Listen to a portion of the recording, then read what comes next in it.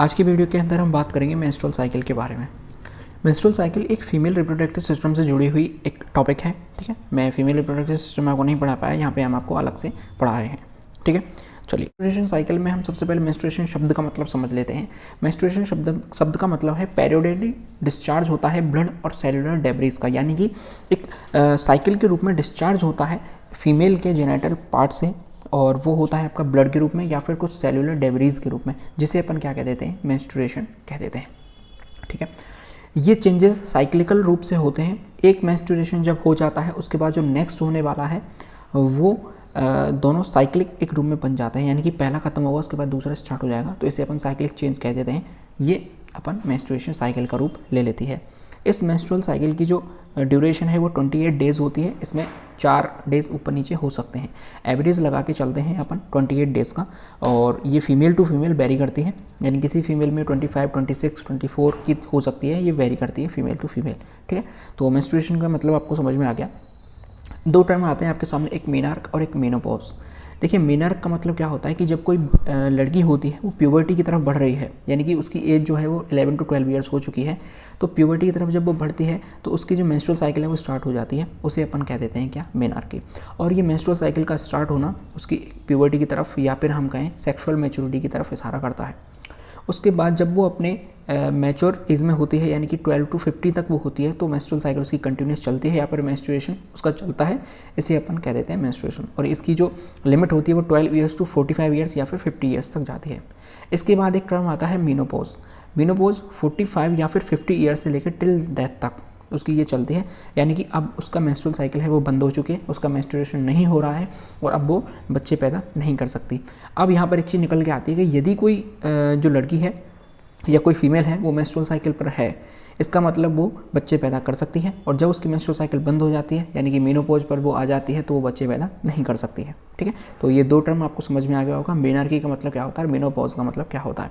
Menopause में एक शब्द है पॉज। पॉज का मतलब होता है रुकना, यानी कि जब मेंस्ट्रुअल साइकिल रुक जाती है तो उसे मेनोपॉज कहते हैं।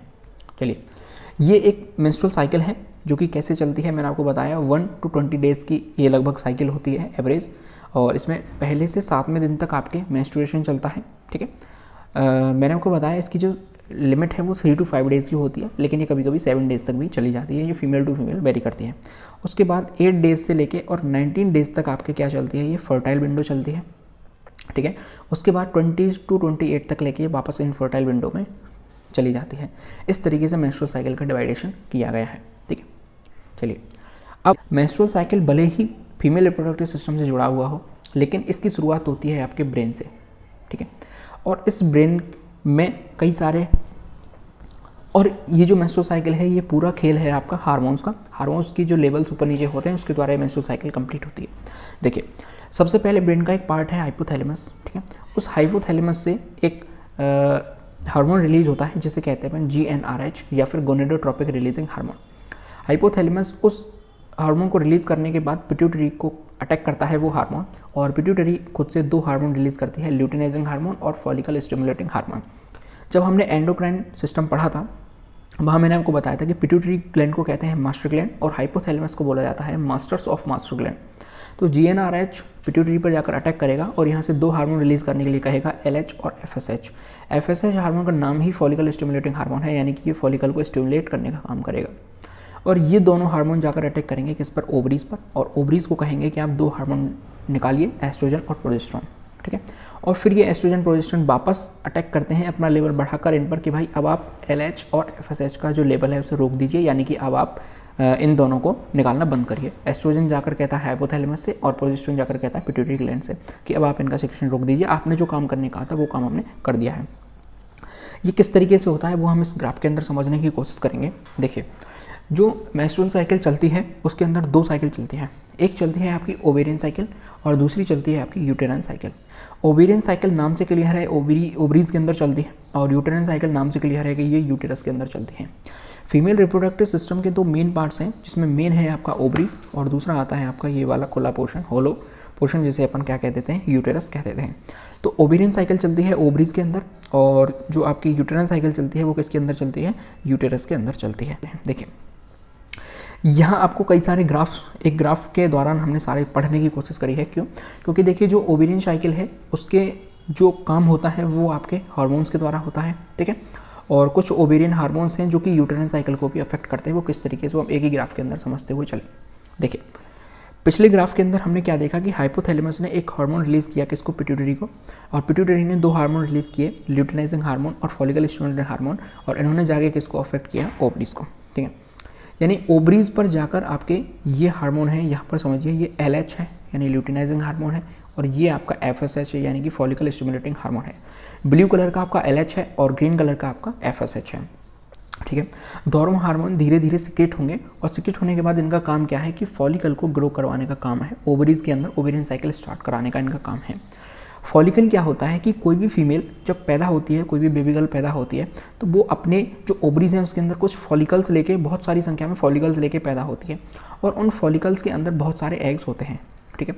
साइंटिस्ट के मुताबिक ऑन एन एवरेज एक जो फीमेल है वो अपनी लाइफ टाइम में 500 एग को प्रोड्यूस करती है, और उसमें से जितने भी उसके एग फर्टिलाइज हो जाते हैं वो उतने बच्चों को जन्म दे सकती है, ठीक है। लेकिन ऑन एन एवरेज उनका नंबर 500 है। चलिए अब जो फॉलिकल है वो ग्रो करना स्टार्ट करेंगे, और उस फॉलिकल से ही क्या निकलेगा, आपका एग निकलेगा। तो LH और FSH क्या कर रहे हैं, फॉलिकल को ग्रोइंग करने का काम कर रहे हैं। क्यों? क्योंकि FSH का नाम ही है फॉलिकल स्टिमुलेटिंग हार्मोन, ये फॉलिकल को स्टिमुलेट करने का काम करता है। तो नीचे जो आपको चार्ट में दिखाया गया है वो 0 डेज से लेकर 28 डेज तक की जो साइकिल है एवरेज वो ली गई है, ठीक है। जो फॉलिकल है वो ग्रो कर रही है, और इस फॉलिकल को क्या कह देते हैं, ग्रोइंग फॉलिकल कह देते हैं। और यहाँ पर क्या हो रहा है, आप देखिए दोनों LH और FSH का जो लेवल है वो बढ़ रहा है, ठीक है। अब फॉलिकल ग्रो करने के साथ इसके अंदर आप ये जो ग्रे कलर का दिखा रहा है यहाँ पर, ये इसके अंदर फ्लूइड भर जाता है। ये जो फॉलिकल सेल्स हैं इनके अंदर फ्लूइड भर जाता है, और फ्लूइड भरने के बाद ये अपना दबाव इस एग के ऊपर बनाता है, ठीक है। साथ ही साथ आप ओवेरियन हार्मोन की तरफ बढ़ेंगे तो ओवरी से 2 हार्मोन निकलते हैं। जब हमने रिप्रोडक्टिव सिस्टम पढ़ा था, एस्ट्रोजन और प्रोजेस्टेरोन, तो जो फॉलिकल है, ग्रोइंग फॉलिकल है, वो एस्ट्रोजन के लेवल को बढ़ाना स्टार्ट करते हैं। आप देखिए ये येलो कलर की लाइन है, वो ग्राफ ऊपर की तरफ जा रहा है, ठीक है। ये एस्ट्रोजन का लेवल बढ़ रहा है, और इधर LH आपका लेवल बढ़ा रहा है, ठीक है। तो एस्ट्रोजन का लेवल बढ़ रहा है, इसका मतलब ल्यूटिनाइजिंग हार्मोन का लेवल भी बढ़ रहा है। एक लेवल पर आकर इस एस्ट्रोजन का लेवल इतना हाई हो जाएगा कि ल्यूटिनाइजिंग हार्मोन बिल्कुल पीक पर चला जाएगा, और इस पीक पर पहुंचने के बाद इसे कह देते हैं आप LH सर्ज, ठीक है। इसे क्या बोला जाता है, LH सर्ज। सर्ज का मतलब क्या होता है कि बहुत ज़्यादा मात्रा में हार्मोन का सिक्रेशन होना। तो एस्ट्रोजन का लेवल बढ़ा, एस्ट्रोजन का लेवल बढ़ने से LH का लेवल बढ़ा, यानी ल्यूटिनाइजिंग हार्मोन का लेवल बढ़ा। और एस्ट्रोजन का लेवल क्यों बढ़ा, क्योंकि ग्रोइंग फॉलिकल यानी जो फॉलिकल है वो ग्रो कर रहा है, और ग्रो करने के बाद वो एस्ट्रोजन का रेट बढ़ा रहा है। अब देखिए जब एस्ट्रोजन का लेवल बढ़ेगा तो ल्यूटिनाइजिंग हार्मोन का लेवल बढ़ेगा। ल्यूटिनाइजिंग हार्मोन का लेवल बढ़ने से ये जो आपका जो फॉलिकल ग्रो कर रहा था इसके ऊपर दबाव बनेगा, और इससे ओव्यूलेशन हो जाएगा, यानी कि ये जो फॉलिकल है वो रप्चर कर जाएगा, और रप्चर करने के बाद एग बाहर निकल जाएगा, ठीक है। ओवा कहते हैं इसे, ओवा बाहर ग्राफियन फॉलिकल से ओवा का बाहर निकलना ओव्यूलेशन कहलाता है। ये ओव्यूलेशन किस दिन हो रहा है वो आप देखिए, इस लाइन को यदि हम नीचे जाके मिलाएंगे तो ये डे आ रहा है आपका 14 डेज। यानी कि यदि किसी फीमेल की 18 डेज़ की साइकिल है, उस 18 डेज़ की साइकिल के अंदर 14 डेज़ को आपका क्या होगा, ओव्यूलेशन होगा, ठीक है। अब ओव्यूलेशन हो जाने के बाद क्या होता है वो देखिए, इसको मैं यहाँ से साफ कर देता हूँ, ठीक है। ओव्यूलेशन हो जाने के बाद जब 14 डेज़ को ओव्यूलेशन हो गया, ठीक है, उस 14 डेज़ के ओव्यूलेशन होने के बाद 14 डेज़ को ओव्यूलेशन होने के बाद आप देखिए ये जो 14 डेज़ के ओव्यूलेशन होने के बाद आप देखिए जो LH है वो नीचे आना स्टार्ट हो गया, ठीक है। और साथ ही साथ जो एस्ट्रोजन है उसका भी नीचे आना स्टार्ट हो गया, यानी कि अब दोनों का लेवल नीचे गिरने लगेगा, ठीक है। अब जैसे ही ग्रोइंग फॉलिकल से आपकी जो ओव्यूलेशन हो जाएगा, एग बाहर निकल जाएगा, उसके बाद उसका नाम बदल कर क्या रख दिया जाएगा, कार्पस ल्यूटियम, ठीक है। और कार्पस ल्यूटियम के पास वो क्षमता होती है कि वो प्रोजेस्टेरोन के लेवल को बढ़ाता है। पीले कलर का था वो एस्ट्रोजन बढ़ा रहा था, लेकिन ये जो बैंगनी कलर का यानी पर्पल कलर की जो लाइन आ रही है वो ग्राफ किसका है, प्रोजेस्टेरोन का है। अब देखिए जैसे ही कार्पस ल्यूटियम बना, कार्पस ल्यूटियम बनने के साथ ही प्रोजेस्टेरोन का लेवल एक साथ पीक कर गया, ठीक है। इससे पहले कार्पस ल्यूटियम नहीं था, सिर्फ ग्रोइंग फॉलिकल था, तो यहाँ पर ये बिल्कुल नॉर्मल रेंज में था। लेकिन जैसे ही कार्पस ल्यूटियम का निर्माण हुआ, ये एक साथ प्रोजेस्टेरोन का लेवल पीक पर चला गया, और साथ ही साथ इसने क्या किया, एस्ट्रोजन के लेवल को भी बढ़ा दिया, ठीक है। तो कार्पस ल्यूटियम एस्ट्रोजन और प्रोजेस्टेरोन के लेवल को बढ़ा देता है, और यहाँ पर LH और FSH का लेवल बिल्कुल डाउन चला जाता है, क्योंकि इनका कोई काम नहीं रह गया है। अब देखिए जब इसने प्रोजेस्टेरोन एस्ट्रोजन के लेवल को बढ़ाया तो कार्पस ल्यूटियम का काम क्या था कि देखिए पीछे वाले डायग्राम में हमने देखा कि ओवरीज से 2 हार्मोन निकलेंगे, एस्ट्रोजन और प्रोजेस्टेरोन। एस्ट्रोजन निकल के किसको कहेगा, हाइपोथैलेमस को, कि सर आप GnRH को रोक दीजिए, आपका काम हो गया है। इधर प्रोजेस्टेरोन का लेवल बढ़ेगा और वो पिट्यूटरी से जाके कहेगा कि अब आप FSH और LH का हार्मोन को रोक दीजिए। जैसे ही प्रोजेस्टेरोन ने अपना काम किया, इधर LH और FSH ने अपना काम करना बंद कर दिया, यानी कि उनका जो लेवल है वो बिल्कुल नॉर्मल आ गया। अब कार्पस ल्यूटियम धीरे धीरे जाकर डिग्रेड होना स्टार्ट हो जाएगा और वो किस में बदल जाएगा, कार्पस एल्बिकेंस के अंदर। ठीक है, तो ये प्रोजेस्टेरोन भी वापस नीचे आ जाएगा, एस्ट्रोजन भी वापस नीचे आ जाएगा, क्योंकि इनका काम क्या था। इधर जब अपन यूटेरन साइकिल की बात करेंगे उसमें हम देखेंगे प्रोजेस्टेरोन क्या भूमिका निभाता है। चलिए अब अपन यूटेरन साइकिल की तरफ बढ़ते हैं। यूटेरन साइकिल को वापस से 0 डेज से 28 डेज़ की अपन मान के चलते हैं। मैं दूसरा पेन चूज़ कर लेता हूँ जिससे आपको क्लियरली दिखने लगे। देखिए, पहले से 5 दिन यहाँ जाकर आपके 5 डेज हो जाएंगे। 1 to 5 डेज़ की ये जो साइकिल है इससे क्या देते हैं, मेंसेस।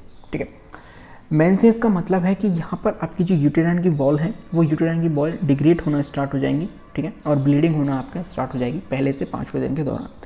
अब ये जो यूटेरस की जो बॉल्स हैं वो बिल्कुल डिग्रेड हो चुकी है, बिल्कुल फ्रेश यूटेरस वहाँ पर बन चुका है।